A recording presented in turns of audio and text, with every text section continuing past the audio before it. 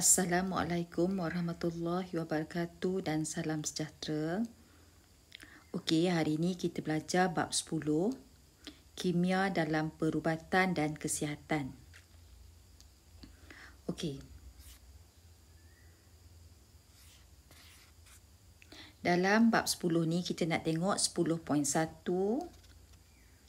perubatan tradisional, perubatan moden dan perubatan komplementari. Okey, tajuk ni sangat senang. Tapi banyak kena baca lah. Okey, kita tengok ciri-ciri perubatan tradisional, moden dan komplementari. Okey, kita tengok ciri-ciri perubatan tradisional dulu. Okey. Okey. Yang pertama, perubatan tradisional diwarisi dan diamalkan turun-temurun. Ini adalah ciri-cirinya. Okey, diwarisi dan diamalkan turun-temurun. Yang kedua, pembuktian keberkesanan adalah secara pengalaman. Okey. Maksudnya daripada pengalaman kita tahu benda tu boleh menyembuhkan. Yang ketiga, kos rawatan yang rendah sebab kita hanya menggunakan bahan-bahan semula jadi yang kita boleh dapat dekat keliling rumah kita, contohnya seperti tumbuh-tumbuhan. Yang keempat, rawatan menggunakan bahan semula jadi daripada tumbuh-tumbuhan dan juga haiwan. Dan yang terakhir, keberkesanan rawatannya lebih perlahan dan memakan masa. Maksudnya lambatlah kalau kita sembuh kalau berbanding kita ambil ubat di farmasi ataupun di hospital. Ini adalah antara ciri-ciri perubatan tradisional. Jadi untuk ini saya nak awak tulis nota ni. Tulis nota yang cikgu kotakkan dalam kotak merah ni. Awak tulis salin sebagai nota ya. Okey, ni buat nota. Okey, seterusnya kita tengok perubatan moden pula. Perubatan moden merujuk kepada campuran seni merawat dan dengan pelbagai bidang ilmu sains yang mempunyai hubungan langsung dengan sains kesihatan dan bioperubatan, melibatkan bidang-bidang seperti perubatan klinikal, penyelidikan perubatan dan pembedahan dalam mengubati penyakit dan merawat kecederaan. Okey, ini adalah ciri-ciri perubatan moden. Kita tengok. Yang pertama, rawatan ini menggunakan ubat-ubat sintetik. Ubat sintetik tu ubat yang manusia hasilkan. Buatan. Yang kedua, menggunakan kaedah moden seperti pembedahan, rawatan laser dan radioterapi. Yang ketiga, rawatannya adalah lebih berkesan dan lebih cepat. Yang keempat, dapat dibuktikan keberkesanannya secara klinikal. Kita boleh buat ujian dalam makmal, jadi kita boleh sahkan yang ubat ni berkesan ataupun tidak, bukan melalui pengalaman ya. Dan yang kelima dan yang terakhir, kos rawatan yang agak mahal. Jadi untuk ciri-ciri perubatan moden ini juga saya nak awak salin gambar rajah ni dalam buku nota. Cariin sebagai nota. Okey. Seterusnya kita tengok perubatan komplementari. Secara praktisnya merujuk kepada kepelbagaian kaedah dalam penjagaan kesihatan yang berasal daripada pelbagai bentuk budaya sejak zaman berzaman. Komplementari ni maksudnya dia gabungan di antara rawatan moden dengan rawatan tradisional. Okey, ciri-ciri perubatan komplementari. Okey. Yang pertama, tidak menggunakan ubat-ubatan terapeutik, dadah dan bahan kimia sintetik. Maksudnya dia tidak menggunakan sebarang ubat-ubat lah. Yang kedua, mengambil kira pandangan pengamal perubatan moden dan tradisional. Sebab tu cikgu kata tadi dia adalah gabungan perubatan tradisional dan juga moden. Dan yang ketiga, tidak melibatkan pembedahan dan jahitan terhadap tubuh badan. Okey, yang ni juga cikgu nak awak salin sebagai nota. Salin. Okey, salin sebagai nota.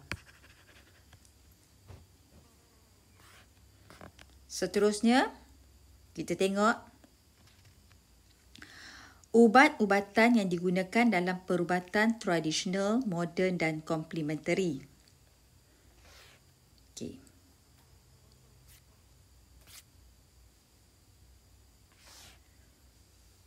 Ubat tradisional ialah ubat yang diperolehi daripada sumber semula jadi seperti tumbuhan dan haiwan tanpa diproses secara kimia. Maksudnya kita tak tambah sebarang bahan kimia ke dalam ubat tadi. Itu adalah maksud ubat tradisional. Okey. Contoh-contoh ubat tradisional adalah seperti dalam buku teks tu. Contohnya adalah seperti aloe vera, lidah buaya. Lendiran pada daunnya disapu pada kulit untuk mengurangkan kesakitan kulit akibat selaran matahari, sunburn ataupun terkena benda panas. Ginseng, herba yang popular digunakan dalam perubatan tradisional kaum Cina untuk memelihara kesihatan badan. Ini contoh-contoh ya. Halia, melegakan bengkak dan sengal-sengal pada badan serta menghilangkan angin dalam badan. Pokok bunga raya, daunnya melegakan sakit kepala dan merawat masalah keguguran rambut.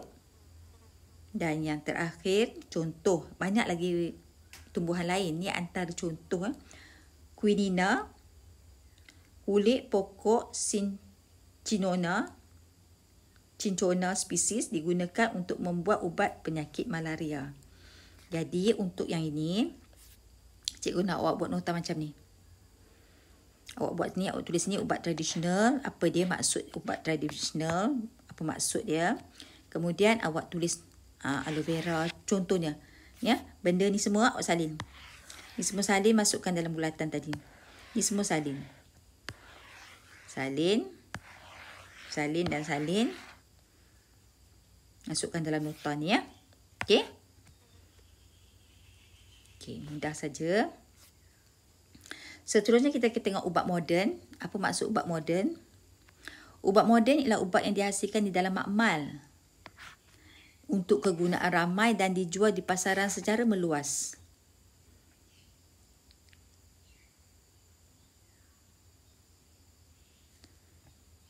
Ubat moden dikelaskan kepada 3 jenis. Kita ada analgesik, antibiotik dan psikoterapeutik. So ada 3 jenis. Kita tengok yang pertama, analgesik. Ubat ini berfungsi untuk melegakan kesakitan. Contohnya ubat tahan sakit lah. Contoh adalah seperti aspirin, paracetamol dan kodina. Ini adalah jenis analgesik. Jenis yang kedua adalah antibiotik. Membunuh ataupun menghalang pertumbuhan bakteria berjangkit. Dihasilkan daripada kumpulan mikroorganisma seperti fungus atau bakteria yang boleh melawan penyebab penyakit, melawan bakteria penyebab penyakit. Dihasilkan melalui sintesis bahan kimia. Perlu dihabiskan mengikut dos yang diberikan untuk memastikan bakteria tadi dihapuskan.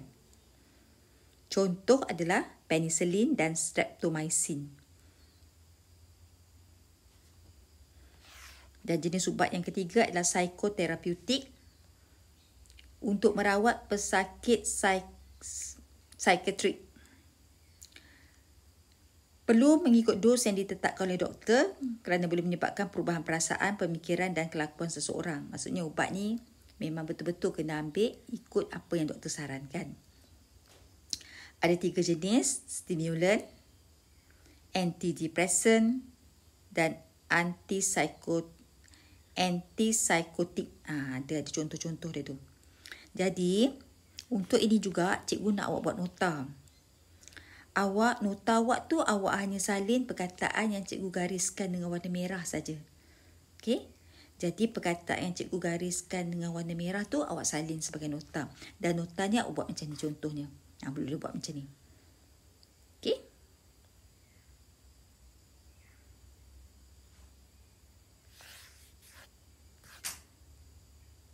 Seterusnya kita tengok perubatan komplementari.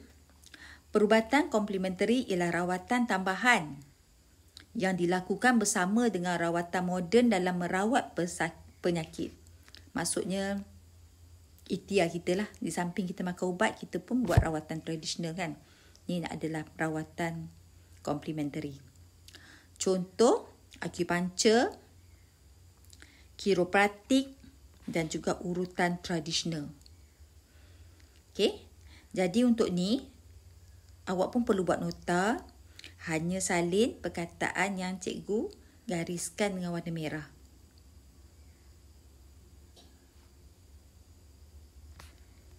Contohnya macam ni. Perubatan komplementari ni ada 5 semuanya. Iaitu akupunktur, kiropraktik, urutan tradisional, homeopati dan terapi herba. Ini pun buat nota macam ni. Awak kumpulkan dalam satu muka surat macam ni.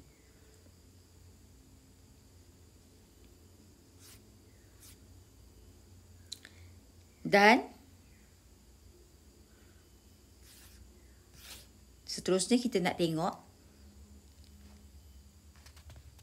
perbandingan ciri antara ubatan buatan manusia dan ubatan daripada sumber semula jadi. Kita nak tengok perbandingan. Okey. Yang pertama, ubatan buatan manusia dihasilkan di dalam makmal. Dan dikomersialkan secara besar-besaran untuk kegunaan ramai.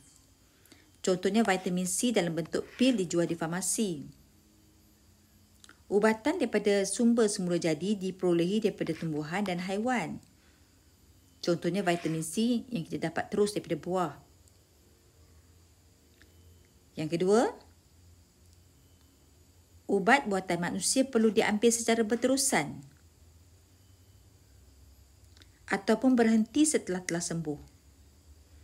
Tapi kalau ubat daripada sumber semula jadi, perlu diambil dan diamalkan secara berterusan dalam jangka masa yang lama supaya berkesan. Kalau kita ambil banyak pun dia tak akan mendatangkan mudarat sebab dia daripada bahan semula jadi. Yang ketiga, untuk buatan manusia, bukti penyembuhan adalah berdasarkan ujian klinikal. Yang daripada ubat semula jadi, bukti penyembuhan adalah melalui kepercayaan dan pengalaman orang-orang terdahulu. Contohnya seperti petua-petua.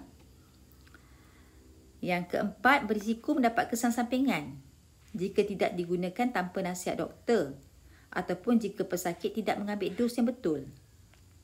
Tapi kalau ubat semula jadi, berisiko mendapat kesan sampingan jika digunakan tanpa nasihat doktor. Berisiko mendapat kesan sampingan jika digunakan tanpa nasihat daripada doktor. Pesakit tidak mengambil. Okey, yang ni saya rasa kat sini ada sedikit kesalahan. Kalau sini berisiko, yang ni awak tulis tidak berisiko mendapat kesan sampingan. Tidak berisiko. Mungkin ada sedikit salah kat sini. Ya? Sini tambah tidak berisiko. Tiada kesan sampingan. Tidak berisiko mendapat kesan sampingan. Okey, yang ni pun saya nak awak salin sebagai nota.